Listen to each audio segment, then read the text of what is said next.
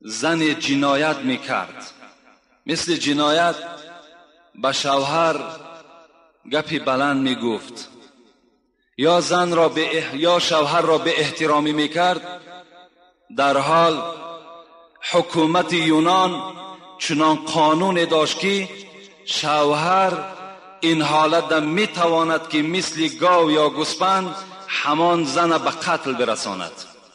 وقتی که اگر زن نافرمانی میکرد یا اینکه بی حرمتی میکرد، در حال مرد میتوانست شوهر او که او را به هلاکت برساند و حکومت یونان بالای این شوهر هیچ محاکمه نمی کرد و شوهر را هم به دادگاه نمی کشیدند، به محکمه نمی بردند. داروخانه شفافرما داروهای طبیعی را به شما پیشنهاد میکند. سامیون وان برای شخصانی که خراب هستند و میخواهند وزن گیرند. ام پلوس اپیمدیوم برای با قوت شدن، خوب کردن گردش خون، برای طولانی کردن همخوابگی. ماس پیگمنتو برای کسلی های پسریاز و سفید شوی پوست. بینداکس برای ریزانیدن کرم های معده و روده. مینوکسیدیل برای برآوردن ریش و موی سر. کرم فرانک برای دراز نمودن مهلت همخوابگی. ماسلا خیلبی برای ریزانیدن سنگ های گرده و تبابت آن. فات زورب برای کم کردن وزن زیادتی. السلام علیکم دوستان عزیز. آیا شما برای گذشتن از سرحد دشواری میکشید؟ مهلت حجت‌هایتان به آخر رسیده است. پس من برای شما خدمت رسانی شرکت نور محمد را پیشنهاد میکنم. با ماشین‌های نو و زمانوی، با باوری و اعتماد کامل، توسط رانندگان مرد و زن، شما را از منزل استقامتیتان تا خط سرحد برده برای عبور مرز مساعدت می نمایند. یادآور می شویم که اگر شما از نام شبکه حاجی میرزا مراجعت نمایید، برایتان تخفیف ارائه کرده می شود. رقم ها برای تماس: جمع 7 926 319 59 61. دیگر حقوق پایمال شده زنها در اون زمان چی بود؟ میگوید زنها حق خرید و فروش نداشتند. یعنی زن هیچگاه نمیتوانست که با پولی در دستش داشته به دکان رود یا به بازار رود یا برای خود چیزی خرید کند. این ده هم حکومت یونان به اونها حق نداده بود و حتی فروختم، یعنی چیزی که از مال دنیا می داشت وی را فروختن ده هم حق نداشت. وقتی که شوهر از دنیا می گذشت، حال زن چگونه می شد؟ وقتی شوهر از دنیا می گذشت، این زن باید و شاید دوست شوهر خود باید می گرفت. نوابسته که وی پیر است، وی جوان است، وی مالدار است، وی خانه دارد ندارد، اینها هیچ اعتبار نبود. فقط قانون همین بود که شوهر که از دنیا گذشت، زن باید که چیکار کند؟ دوست شوهرش را در نکاح خود باید که درآورد. این دیگر قاعده در دولت یونان بود. برادرای عزیزی که قرآن خونده نمیتونیم با زبان عربی، اینا با ترجمه تاجیکی و همچنین با حرفای کریلیکی طرز خوندن قرآن. اینا بسم الله الرحمن الرحیم، به نام خداوند بخشنده و مهربان. هم زبان عربی قدی نویسه، هم با زبان کریلیکی طرز خوندنش، هم ترجمهش هست. انا اعطیناک الکوثر فصل لربک وانحر. اینا یکم آیت به درستی که ما تو را کوثر عطا کردیم. یکم آیت نیم انا اعطیناک الکوثر. هر یک آیتی که میخونه ترجمهش هست، هم با زبان عربی نویسه، هم با زبان کریلیکی نویسه، هم ترجمهش با زبان تاجیکی است. السلام علیکم و رحمت الله و برکاته. در یونان نسبت زنها حکم فرما بود. این که چگونه ای که ذکر کردم، افلاطون و سقراط که یکی از دانشمندهای یونانی بودند، حکم برآوردند که اگر مرد با سبب زندگی قرضدار شود، می تواند که در عوض قرض زن خود به همون آدم پولدار دهد. یعنی در عوض قرض می توانست است که مرد زن خود چیکار کند؟ به همان مرد پولدار، از همان مردی که قرضدار است به او تسلیمش کند. این هم افلاطون و سقراط در زمان خود حکم بر این کردند. بدبخترین زنها میگوید تاریخ در یونان قدیم زنی بود که فرزند نمیزایید. اگر یعنی زنی که نازا باشد، این زن یکی از بدبخترین های زنها در بین دیگر زنها به شمار می رفت. دیگر پایمال حقوق زنها این بود که وقتی که اگر زن پیر می شد، یعنی به سن 50 و به 60 می رسید، مرد حقوق داشت که از دست زن پیرانسال گیرد، او را از خانه پیش کند. دیگر وای حقوق نداشت که به این خانه ای که 20 سال و 30 سال و 40 سال و 50 سال با این مرد زندگی داشت، به این خانه باز رجوع کند. وای دیگر حقی در این خانه زندگی کردن نداشت. دیگر حقوق پایمال شده زنها پیش از اسلام در یونان قدیم این چی بود؟ این بود که زن از شوهر میراث نمی برد. یعنی امروز اگر مردها از دنیا گذرند و مال و ملکی که باقی میمانند، همان زن و همان فرزندهای زن از این شوهر میراث میبرند. لکن زنهای یونان قدیم پیش از اسلام این حقوق را تاریخ میگوید که نداشتند.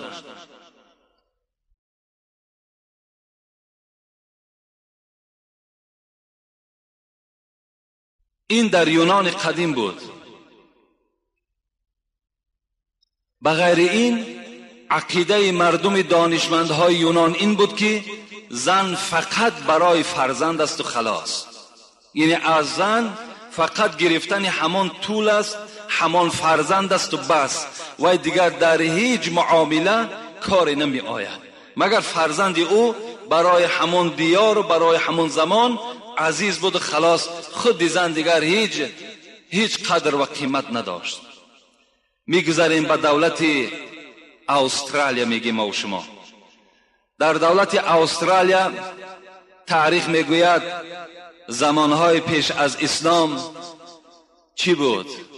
از همه بدبختیش همین بود که اگر کمی میگوید قحطی می آمد، اگر کمی نارسایی اگر در گوشت پیدا می شد، زنها را همچون حیوان استفاده می بردن و گوشت او را مردم همچون گوشت گاو و همچون گوشت گوسفند می خوردن. این در دولت استرالیا بود. این تاریخ میگوید، دنیا تاریخ است، در همون تاریخ بیان میکند. دیگر قاعده بیرحمی و بی انصافی که پیش از اسلام در همین استرالیا وجود داشت این بود که شوهر وقتی از کار می آمد، آن چیزی که از طعام در خانه وجود داشت پیش شوهر می آوردند. شوهر طعام ها را می خورد، باقی مانده ای که از او می ماند همون باقی مانده حق زن بود. یعنی زن با همراهی شوهر در یک دسترخوان نشستن جنایت بود.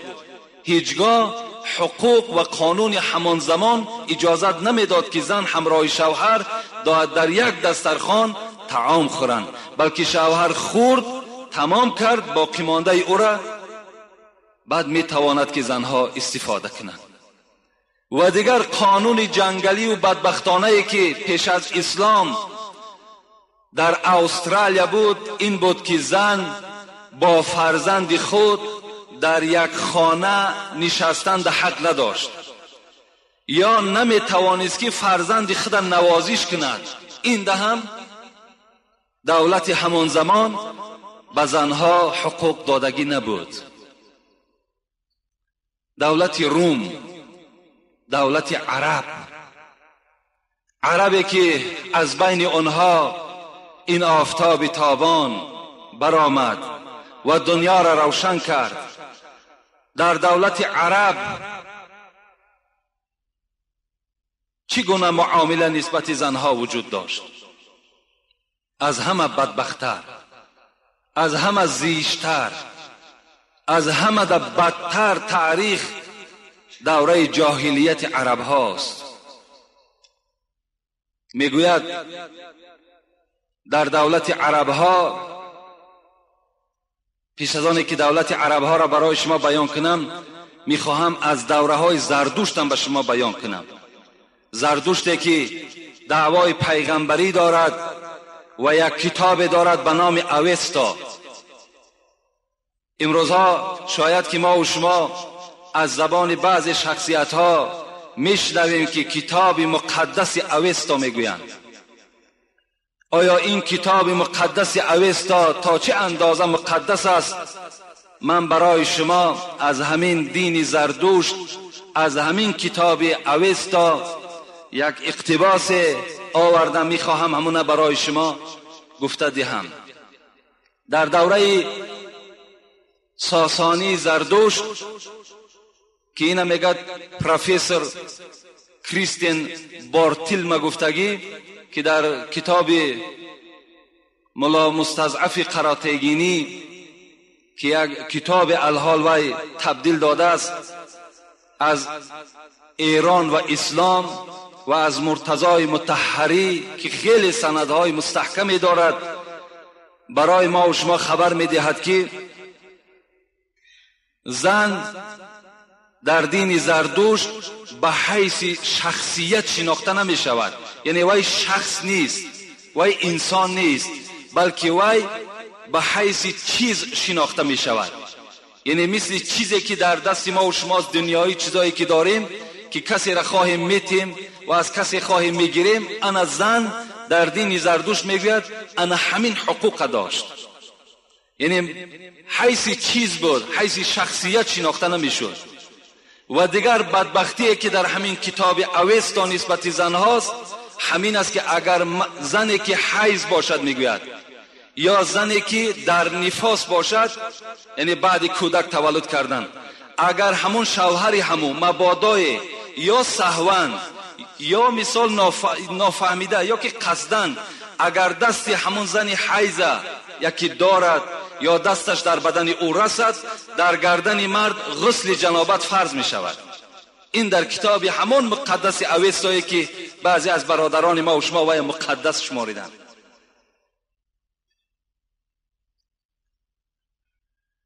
و دیگر مسئله های درشت در این دین زردشت و در این کتاب اوستا موجود است که در کتاب اوستا آب، خاک، آتش، اینها خیلی چیزهای مقدسی هستند.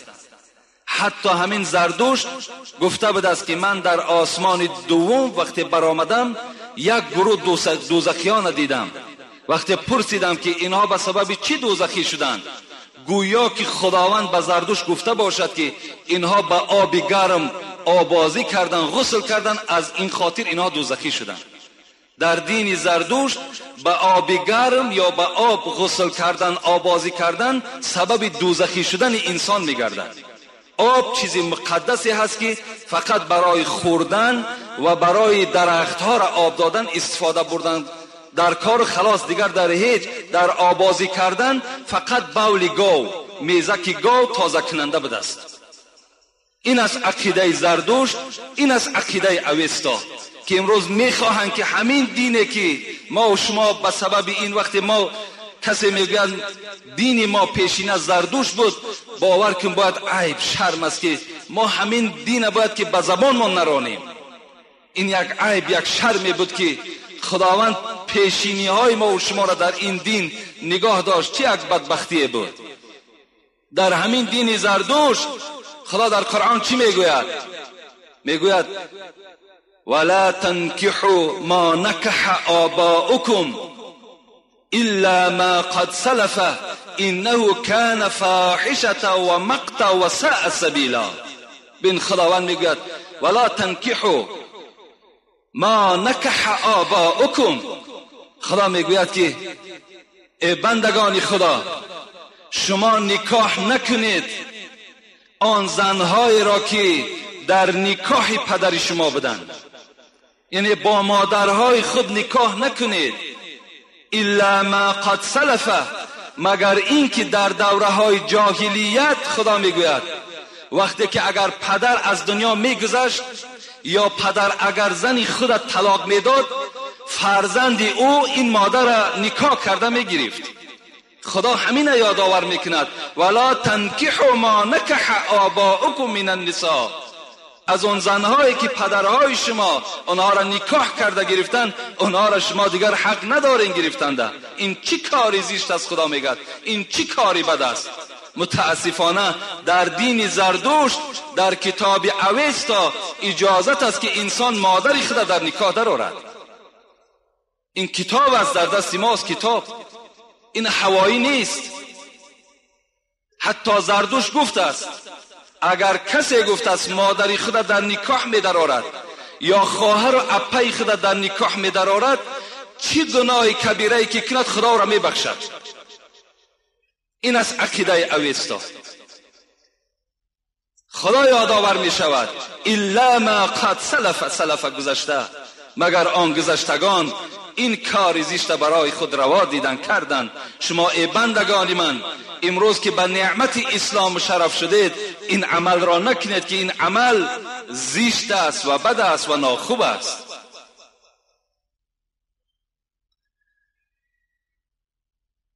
در عرب چگونه که ذکر کردیم چه تاریخ بدبختانه داشتند، چه تاریخ ناخوب داشتند، چه زمانی بینهایت بد را از سر خود سپری کردند.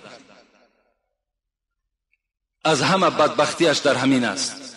من همگی دو اعمال بدی آنها را برای شما یادآور می شوم که زنها در زمان پیش از اسلام در عربستان در مکانی که پیغمبری خدا تولد شدند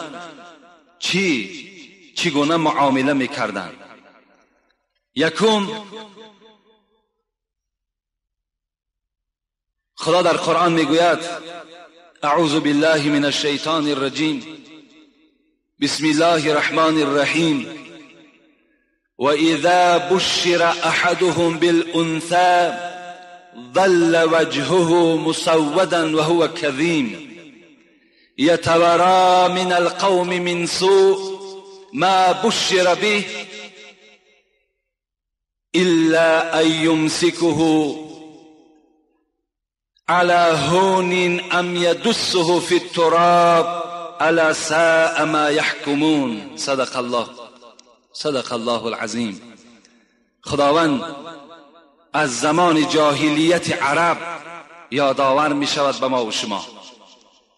خداوند می گوید هر وقتایی که به اینها مژده تولد دختر داده می شد، یعنی می گفتن که ای برادر در خانه تو دختر تولد شد، اذا بشر احدهم بالانثى، انثى گفته همون دختر می گویند. خدا می گوید وقتی که به اینها خبر داده می شد که در خانه تو دختر تولد شد، ظل وجهه مسودا، خدا می گوید در حال چهره این مرد سیاه می شد و هو کظیم، و چنان غضبناک می شد، چنان غضبناک می شد و چنان چهره وی سیاه می شد از شنیدن مژده‌ای که در خانه تو دختر تولد شد. یتورا من القوم من سوء ما بشر به. خدا چی میگوید؟ میگوید که این مرد وقتی که در خانه‌اش دختر که تولد میشد، در حال از قوم رو میگردانید، پشت میگردانید، در بین مردها دیگر خودم مرد گفتن نمیتوانست از ننگ و از ناموس و از این کاری که در خانه او پیدا شده است. ایمسکه علی هون، خدا در دوام آیت میگوید او یدسه فی التراب. خدا میگوید که این مرد در خیال خود چی میگذرانید؟ میگفت که یا با این ننگ یا با این بیقدری در بین مردم روز میگذرانم، او یدسه فی التراب، یا اینکه این دختر باید من زنده به زنده باید در گور جا کنم. الا ساء ما یحکمون. خداوند چی میگوید؟ میگوید چه حکمی ناخوب کردن، چه حکمی زشت را در بین خود روا دیدند. این مردم عرب. الا ساء ما یحکمون. این آیت دلالت بر این میکند که دوره های جاهلیت عرب پیش از آمدن پیغمبری خدا نسبت زنها این معامله را روا می دیدند که اول با پیدا شدن دختر، با تولد شدن دختر در خانه چی غم و دقت، چی مصیبت در اون خاندان پیدا می شد و این مرد به نهایت به قدرترین مرد در بین همه مردها به شمار می رفت و باید که چیکار میکرد؟ باید که این دختر را میگرفت، چه در حالت نوتولدی یا اگر کمی او را تربیه میکرد به 3 ساله و 4 ساله میرسانید، برده یا در چاه میپرتافت یا در گور و زنده به زنده گور میکرد. این خداوند در قرآن برای ما و شما حکایت کرده ایستاده است. از این خاطر هم اگر نظر کنیم در سوره تکویر پاره 30 از قرآن آیت 8 و 9 از او خدا چی میگوید؟ و اذا الموعودة سئلت بأی ذنب قتلت. خداوند در روز قیامت از این ظالم ها، از این بدبختانی که در دوره جاهلیت فرزندهای خود زنده به زنده برده در گورها جا کردن، از اینها نه. خدا میگه و اذا الموعودة سئلت. من از این طفل میپرسم، از این طفلی که 3 سال و 4 سال، یعنی وقتی که وی یک دوسترویک است، وقتی که وی محتاج نوازش است، محتاج دوستی است، در همین زمان وقتی که او را برده زنده به زنده این عربهای جاهل وقتی در گور جا کردن، من از اینها میپرسم. چی میپرسم؟ به ای ذنب قتلت. ای دخترک، این پدر ظالمی تو برای چی تو را قتل کرد؟ من همین سوال از این کودک ها، از این جوان دخترها پرسان میکنم. قیس ابن عاصم در تفسیر ابن کثیر در همین آیه و اذا الموعودة سئلت در تفسیر همین چی میگوید؟ میگوید من بار نزد پیغمبر آمدم و با او شکایت کردم: ای پیغمبری خدا، من قیس ابن عاصم هستم، من به اسلام مشرف شدم، لکن در دوره جاهلیت 13 دختری خود را به دست خود در گور زنده به زنده جا کردم. ای پیغمبری خدا، حکم اسلام بالای من چی هست؟ پیغمبری خدا گفتند، رفته گفت چند غلام آزاد کن، در هر سری این دختری که تو زنده به زنده گراندی، در سری هر کدام این یک غلام را آزاد کن. قیس ابن عاصم گشته گفتن پیغمبری خدا، من اشتر زیاد دارم. رسول اکرم گفتن مادام اشتر زیاد داشته باشی، سری هر یک فرزندی که تو به قتل رسانیدی قربانی کن. و خداوند به حرمت این کلمه لا اله الا الله محمد رسول الله که تو اظهار کردی، خداوند گناههای جاهلیتی تو را می بخشد. سعسعه هم که در تفهیم القرآن ابو اعلای مودودی در تفسیر همین سوره، در تفسیر همین آیت که پدر یکی از شاعرهای خیلی مشهور عرب بود، سعسعه، نزد پیغمبر آمدم و گفتم ای پیغمبری خدا، من در دوره های جاهلیت نگذاشتم که 360 دختر محله ما را زنده به زنده برده در گور جا کنند. وقتی پدر و مادر او اراده میکردند که این دختر را برده در گور زنده به زنده جا کنند، من از جانب هر فرزند اونها 2 اشتر میدادم تا که اون دختر را به وایه برسانند. پیغمبری خدا، آیا اجر من، ثواب من چی هست؟ پیغمبر گفتن همین اسلامی که تو مشرف شدی، انا همین اجری همان دوره جاهلیتی تو هست. همین اجر همونی است که تو این 360 دختر در سبب شدی و اونها را زنده به زنده در گور جار نکردن. این گونه قصه های از دوره های جاهلیت پیغمبر بهر ما و شما آمدگی هست. حتی من برای شما میخواهم برای آنی که شما باوری کامل حاصل کنین که هر یک سخنی که من بهر شما خبر میدهم از کتابهای معتبر هستند و همه اینها سندهای قوی دارند، سندهای ضعیف ندارند، تا که فهم شما زیاد شود، تا که مادرها و خواهرای ما با قدر این اسلام عزیز برسند که از آمدن اسلام، از قدوم اسلام، از قدوم پیغمبری خدا، چه دهیه کلبی در زمان پیغمبری خدا حیات به سر می برد. میگوید 60 سال حیات خود دهیه کلبی در کفر گذرانیدگی بود و پادشاهی را هم به عهده داشت. 700 نفر، صاحب درة الناصحین میگوید 700 نفر میگوید از اولادهای پیغمبر خیش قومیتش در زیر دست همین دهیه کلبی کار میکردن، روز به سر میبردن. پیغمبر خدا دائم دعا میکرد پروردگارا دهیه کلبی را به اسلام مشرف گردان. چگونه یک پیغمبر در حق عمر و در حق ابو جهل دعا کرده بود که خدایا به یکی از اینها اسلام را مشرف گردان که اینها خیلی نفوذ کلان داشتند در مکه مکرمه و خداوند عمر را به اسلام مشرف گردانید. این چنین پیغمبر در حق دهیه کلبی دعا میکرد خدایا دهیه کلبی چه آبروی کلان دارد، چه مردمی زیاد در زیر دست دارد، خدایا همین دهیه کلبی را به اسلام مشرف گردان.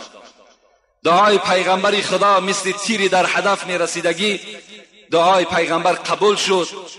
روز همین دهیه کلبی خواست که نزد پیغمبری خدا بیاید و اسلام را عرضه کند.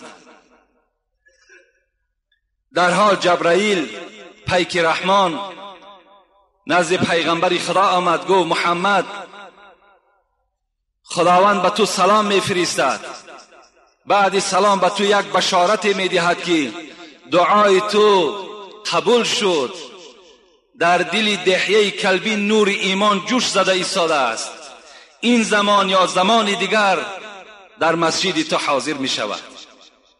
پیغمبر خدا از شنیدن یک نفر مسلمان چه خوشنودی او را فرا گرفت.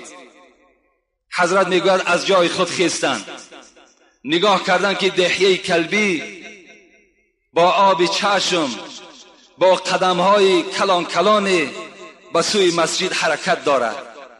رسول اکرم وقتی نزد دروازه که دهیه کلبی رسید در حال چادر مبارک از بالای سر گرفتند و نزد دروازه مسجد پهن کردند و گفتند خوش آمدی دهیه کلبی، به مسجد مسلمان ها مرحمت، نور دیده تاج سر حضرت دهیه کلبی.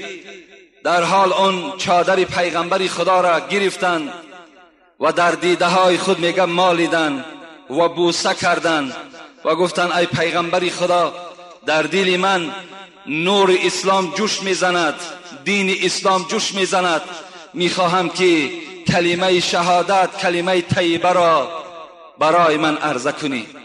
پیغمبر خدا گفتند بگو ای دهیه کلبی لا اله الا الله محمد رسول الله. دهیه کلبی که وجود پر از ایمان بود با سوز و گداز لا اله الا الله محمد رسول الله را بیان کرد. رسول اکرم را در آغوش گرفتند. دهیه کلبی میگه چنان گریه میکرد که هیچ گریه او را دیگر کسی پیش گریه او را گرفتن نمیتوانست. رسول اکرم گفتند آیا برای چی گریه میکنی ای دهیه کلبی؟ گفتند ای پیغمبری خدا من 60 سال حیات خدا در جاهلیت گذرانیدگی هستم و من زنهای زیاد داشتم و از این زنهای من دخترهای زیاد تولد شده است از این دخترهای زیاد قریب 70 تای او را خود به دست خود من زنده به گور کردگی هستم. ای پیغمبری خدا، حال من در قیامت چی می شود؟ از خدای خود بپرس، اگر اجازت دهد من راضی هستم که خودم را به دست خودم قتل کنم، و اگر خداوند رخصت دهد من تمام مال و ملکی که دارم همه اون در راه خدا خیر و احسان میکنم تا که از این گناهی من خدای مهربان گذر کنه. رسول اکرم میگوید گریان شدن، در حیرت افتادن. این چی جهل بود، این چی جاهلیتی بود که این مردم فرا گرفته بود. رسول اکرم در حال از جبرائیل امین پرسان کردند. جبرائیل پیک رحمان میگوید یک زمان ناپدید شد و گشته آمد، گفت ای پیغمبری خدا، به دهیه کلبی خبر بده، به دهیه کلبی خبر بده که وقتی که وی کلمه لا اله الا الله محمد رسول الله را با زبان خود راند، آن گناهایی که در دوره جاهلیت کرده بود همگی را خدا مغفرت کرد. رسول اکرم خرسند شدند و این بشارت را به دهیه کلبی گفتند و به سوی اصحاب گشته گفتند خوش به حال ما و شما که چنان خدای داریم که با یک کلمه گناه و پلیدی ها و جاهلیت 60 ساله دهیه کلبی را بخشید. هر روز ما و شما چند مراتبه کلمه شهادت میگوییم، چند مراتبه تسبیح خدا میگوییم. خوش به حال ما و شما که خدا ما و شما را میبخشد. پیغمبر این به اهل اصحاب خبر داد. بین این حکایه ها، این تعریخ ها گواهی آن هستند که در اصل تا زمان اسلام، تا زمان آمدن پیغمبر، چی جهل و چی نافهمی ها دنیا را فرا گرفته بود. زن، دختر، اینها قدر و قیمت نداشتند. در تفهیم القرآن که صاحب او ابو اعلای مودودی هست میگوید که یک روز پیغمبری خدا در مسجد نشسته بودند. در مسجد نشسته بودند، به ناگاه یک مرد از همان زمانهای جاهلیت پیش از اسلامی نزد پیغمبر آمدند و گفتند پیغمبری خدا، یک سوال بر تو دارم. گفت چی سوال داری؟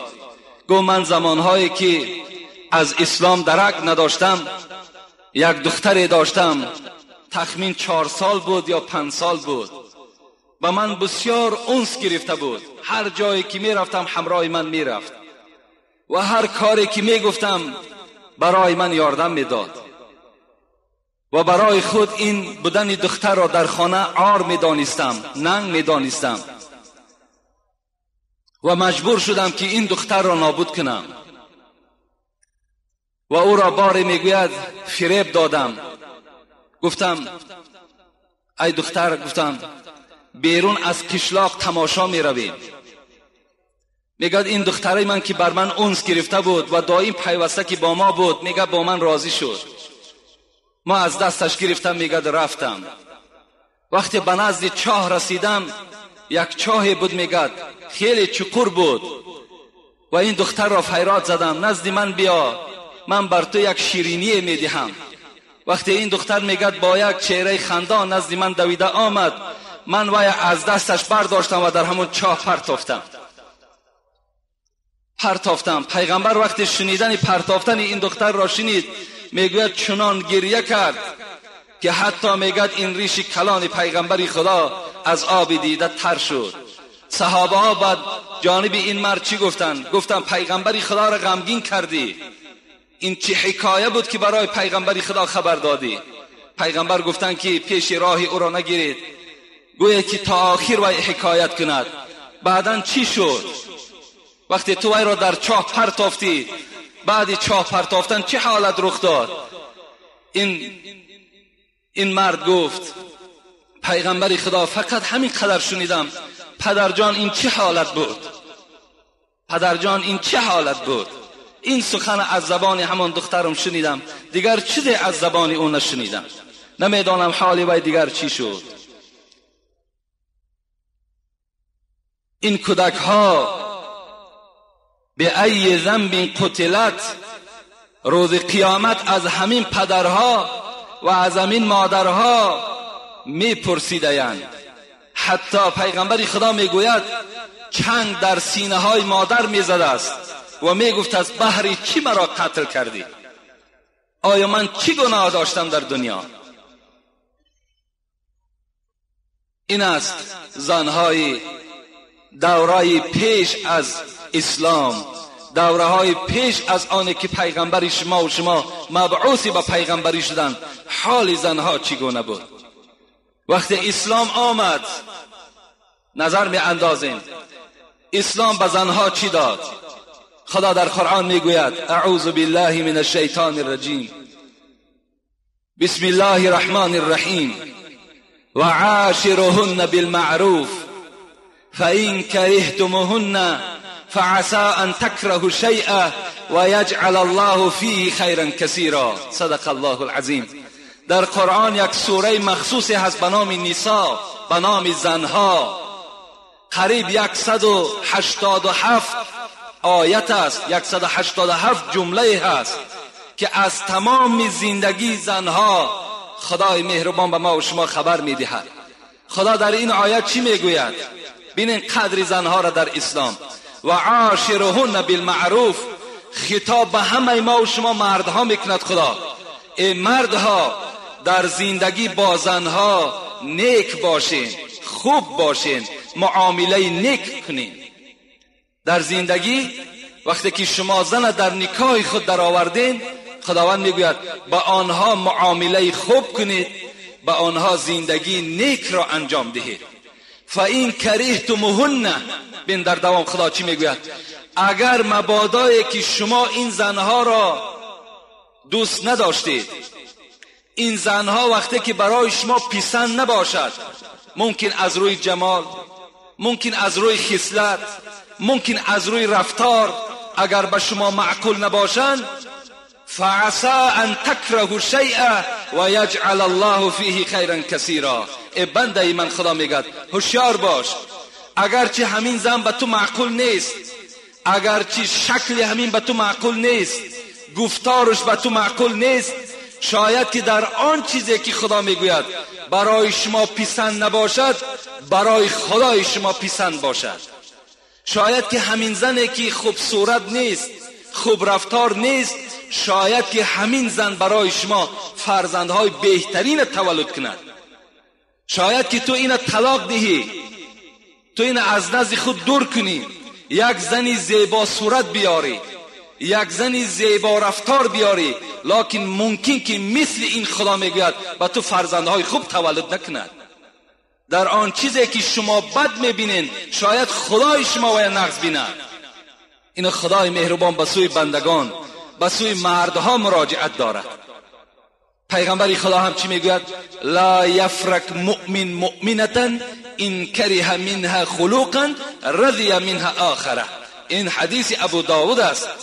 پیغمبر خدا گفتند ای مردها، وقتی که از زنها شما اگر گفتاری ناخوب میشنوین، یا در معامله زندگیتان جنجال میکنین، یا اینکه یگان دشنام برای تو میدهد، یا اینکه از خانه قهر کرده میرود، لا یفرک، پیغمبر گفتند تو غمگین نشو، تو خشمگین نشو، در طلاق کردن شتاب نکن، رضی منها آخر، شاید که فعل دیگری زن تو را راضی کند.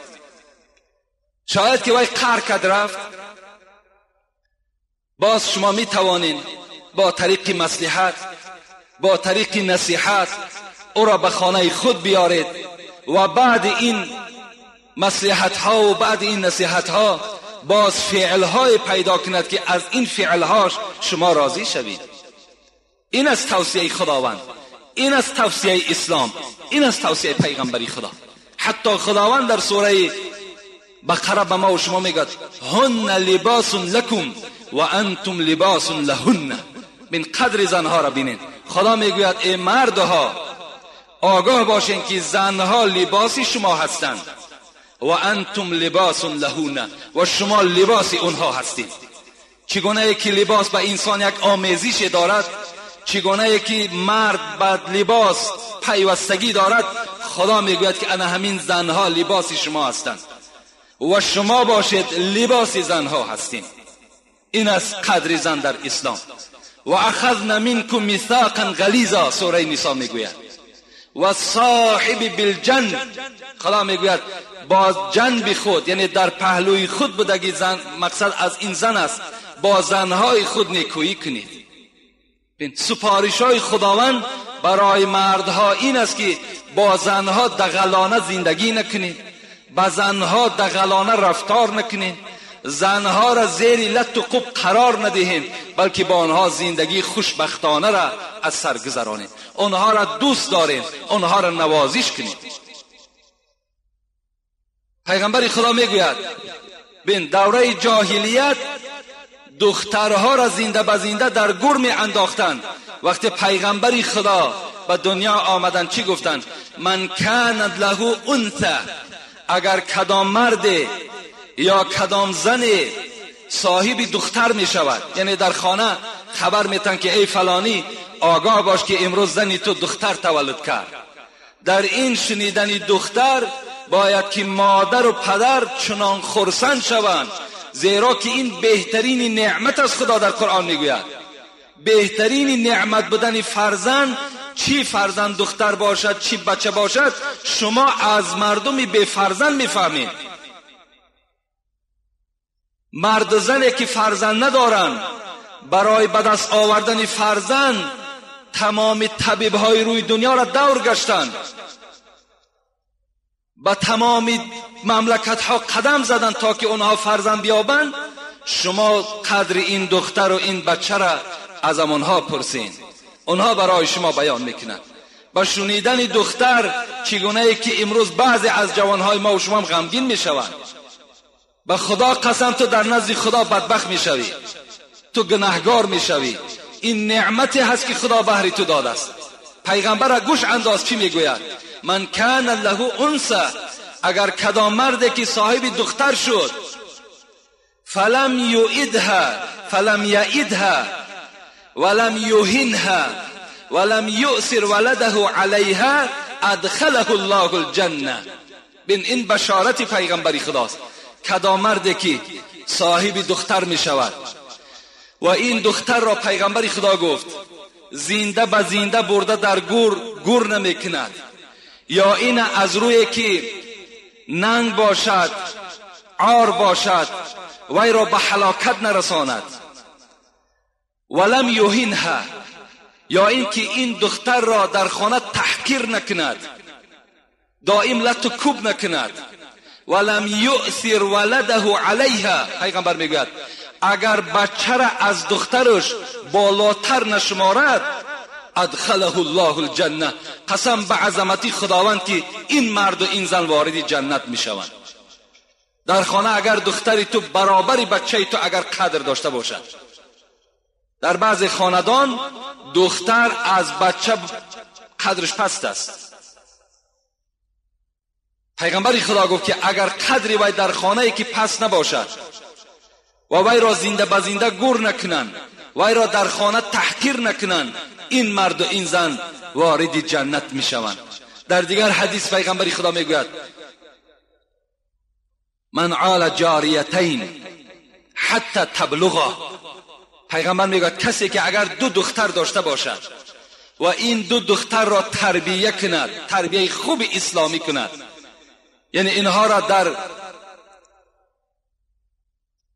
داخل گفته های خداوند تربیه کند، حتی تبلغا، تا وقتی که این دخترها به وایه میرسند، جاء یوم القیامت انا و هو کهاتین و ضم اصابعه. پیغمبر خدا گفت کسی که اگر دو دختر را تربیه اسلامی میکند، تربیه نیک میکند، تا که فردا باز در یک جوان خدمتگار شود، در اسلامش خدمتگار شود، روز قیامت این پدر و این مادر چگونه می آیند گفت پیغمبر انا و هو کهاتین، همین دو انگشت من دیدین گفت پیغمبر چگونه نزدیک هستند، من و پدر و مادر این دخترها روز قیامت یک جایه هستیم. و ضم اصابعه، پیغمبر میگوید باز انگشت هاش جمع کردن گفتن انا همچنان نزدیک هستیم. اگر کسی دو دختری خود در خانه تربیه خوب میکند، تربیه نیک میکند، دخترها را دوست میدارد، زن دوست میدارد، روز قیامت این چنین معامله من بهر او انجام میدهم. شما مقایسه کنین که زنهای دوره جاهلیت قدرش بینین و زنهایی که در دوره پیغمبر ما و شما، زنهایی که بعد اسلام، بعد آمدن قانون چه حقوقها را اینها صاحب شدند. روز پیغمبر خدا یک حدیثی هست که حدیث مسلم است. پیغمبر خدا گفتند لا تضربوا اماء الله. ای مردها، خطاب به سوی مردهاست، شما کنیزکان خدا را نزنید. اماء الله اشاره به سوی زنهاست، شما زنها را نزنید. گفت پیغمبر. اماء الله را محدثا میگویند که در همین لفظ اماء الله پیغمبر زنها را کنیزکان خدا خواند. گفت کنیزکان خدا را نزنید. فجاء عمر رضی الله عنه الى رسول الله صلی الله علیه و سلم و قال یا رسول الله زائرنا النساء على ازواجهن فرخص فی ضربهن. میگوید یک روز بعد آن که پیغمبر سفارش داد که مردها زنها را لط و کوب نکنید، اینها کنیزکان خدا هستند، مردها دیگر زنها را نزدند، زنها را نوازش میکردند. بناگاه روز حضرت عمر پیش پیغمبر خدا آمد و گفت پیغمبر خدا، این زنها از روزی که ما اینها را آداب نمیدهیم، اینها را نمیزنیم، بالای مردها دلیر شدند، مردها را دیگر گوش نمیکنند. زائرن النساء، زائرن به معنای دلیر شدند. فرخص رسول الله صلی الله علیه و سلم فی ضربهن. پیغمبر وقتی این شنیدن غمگین شدند، گفتند نخواد که زنها شوهرها را به حرمتی کرده باشند، نخواد که من اونها را رخصت دادم که اینها را نزنند، اینها بازم این باز مردها را به احترامی کنند. از این خاطر پیغمبر نزد عمر گفت اونها را برای آنه که آداب گیرند و شما را احترام کنند زنیدشان گفتند. لیکن چگونه زنید؟ چگونه زنید؟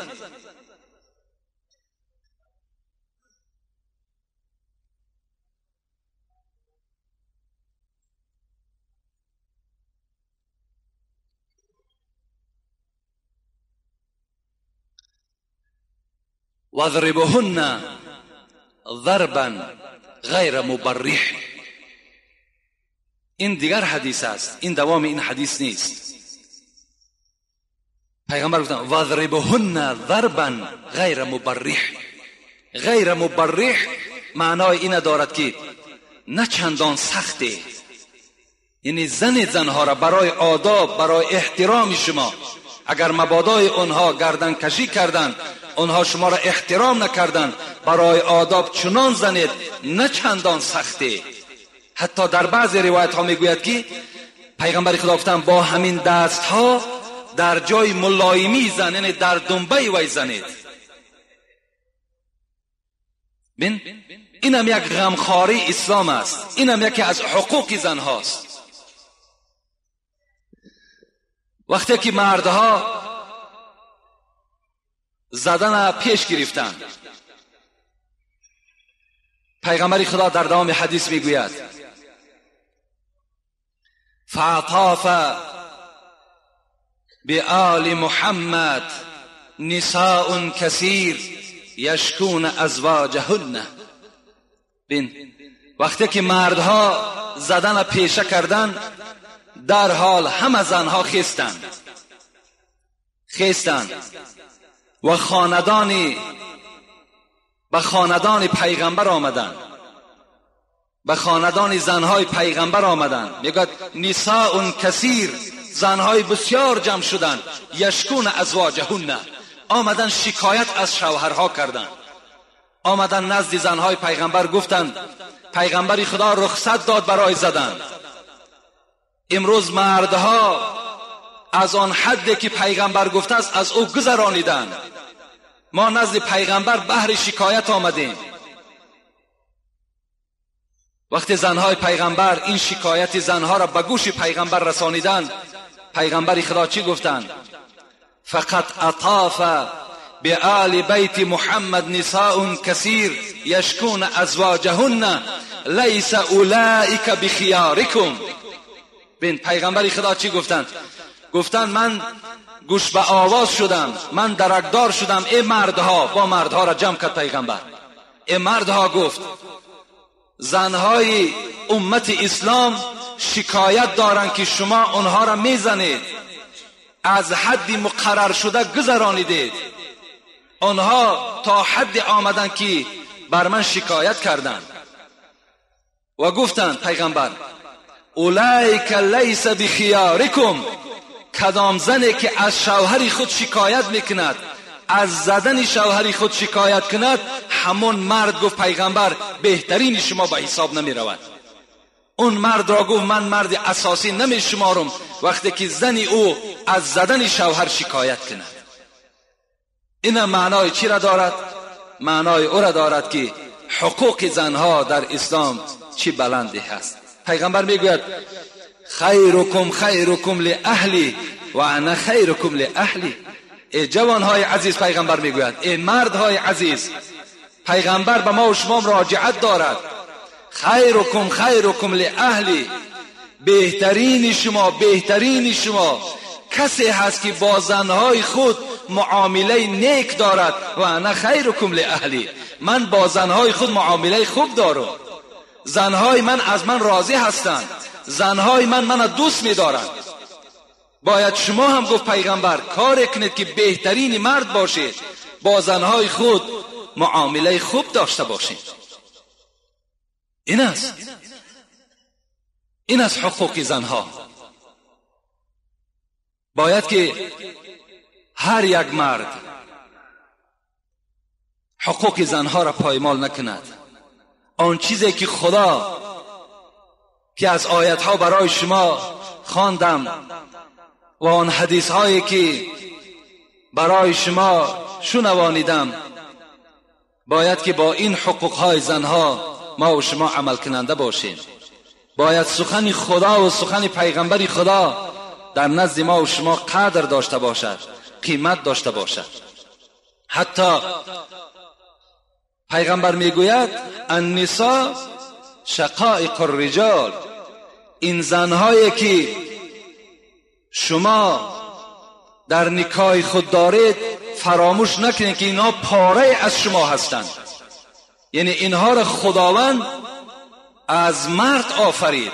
حتی حدیثی هست که پیغمبر میگوید استوصوا بالنساء خیرا، همه شما را ای مردها نصیحت میکنم اینکه با زنها نیکویی کنید. فإن المرأة خلقت من ضلع، زیرا این که زنها از قبرغه چپ شما خدا آفرید. جان در قرآن میگوید وقتی که حضرت آدم خدا آفرید و او را خواب برد، وقتی خوابش برد از قبرغه چپ او خداوند یک تکه قبرغه را گرفت و این زن را مام حوا را آفرید. و پدر ما و شما حضرت آدم از دیدن مام حوا خوشنود شدند و آرام گرفتند در جنت. یعنی اینها گفت پیغمبری خدا از همان قبرغه چپ مردها خدا آفرید. جان و این اعوج ما فی ضلعی اعلاه، پیغمبر در رام حدیث گفتند با درستی این که کجترین قبرغه های بالا هست. برای چی گفتن پیغمبر؟ برای چی گفتن که قبرغه بالا چند قدر کجش زیاد است؟ زیرا این که رسول الله میگوید فإن ذهبت تقیمه کسرته، اگر شما بخواهید که این قبرغه ها را راست کنید میشکنند. و این ترکته لم یزل اعوج، اگر به حال خودشان گذارینشان همون خیل کج میمانند. فاستوصوا بالنساء، با زنها نیکویی کنید. یعنی مقصد پیغمبر این است که زنها از قبرغه چپ هستند و اینها بسیار کج هستند. اگر شما خواهید که این کجی را راست کنین فقط می توانید که طلاقشان دهین و الا دیگر اینها راست نمی شود. فقط پیغمبر گفتن فداروا بها و تعیشوا بها، مدارا کنین، زندگی کنین، زیرا اینها از چنین متریال خدا اینها را آفریده است که اینها را راست کردن نمی شود.